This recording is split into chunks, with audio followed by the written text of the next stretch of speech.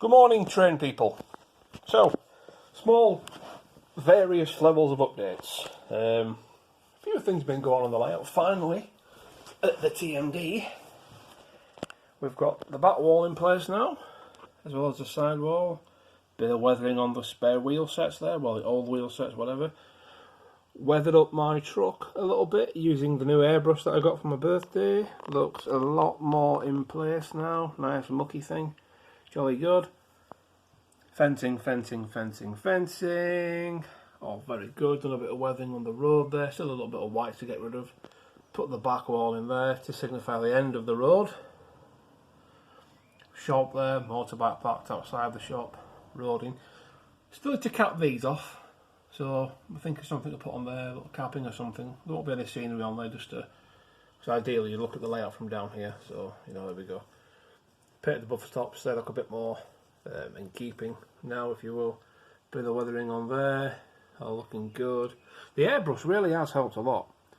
It's also put some parking bays, some terrible parking bays, but you get the point, you get the idea. But the airbrush really has helped with the weathering, the front of the buildings, and just adding a bit more to them. You know what I mean? It's pretty good. Also on this side now, we've got the entrance to the Speedlink style terminal done there. Got 37. We've got 6713 parked up there. 5713 should I say, just waiting to depart. These are all fixed in place now. I'm going to put the gates on there. The idea is the fence is behind those sliding gates, and you know there's a hill there or something. I don't know. You get the point. This is just to accept and distribute road goods. As you can see, we've got some there, little barrels and things. We've got Alan there and a fag. He's slacking off yet again. Jeff on his tractor, doing tractor things. Anyway, taking advice on what Paul Abbott suggested, I've also used my airbrush for evil, and I've weathered the frames of the tankers now, and a bit on the tankers as well, so they look a lot more established, far nicer than just shiny black plastic.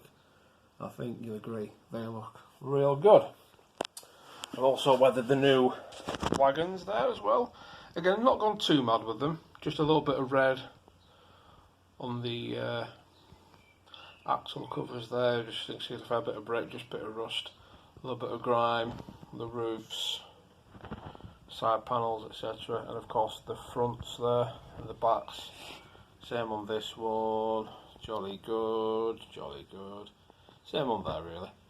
Also added a little diesel tanker up there. Not sure if I'm going to keep it or not. It'll need weathering. I've had some boxes as well. They were pretty good. £4 for 3 boxes. Ridiculous. I've really got to look at getting a 3D printer. But anyway, the scrapyard is gone, or going, or half gone, to make way for a colliery. Paul Abbott, as kindly as he goes, sent me about 3,000 tonnes of seams like coal for absolutely free. So cheers for that, Paul. You're a legend. Thank you very much, mate. So it inspired me to, well, let's make a colliery. Obviously I've got the 4 sections already on the layout, but no more space for a new one, so I thought, well, what can I do? So I've ripped out, I've started remodelling the old scrapyard module.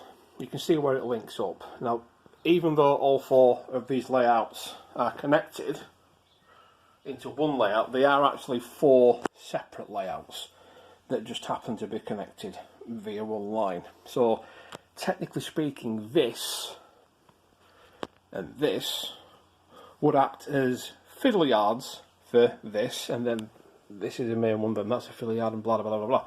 So forget the fact that that back line connects to other parts of the world. It's just, for this instance, it's just another line within the colliery to mess about with. The question is, ladies and gentlemen, where should I put my coaling building? I'm not sure how to do it. Do I have the main bulk here, dropping down over that one there, or do I have it sort of coming out of the back seam there and hanging over the front? I'm not sure. What do you reckon? I've also moved the wall. You can see where it was. I've moved it back a little bit, put a hole in there for the scenery, moved the little office. This isn't the final place for it, but anyway. So let me know what you think.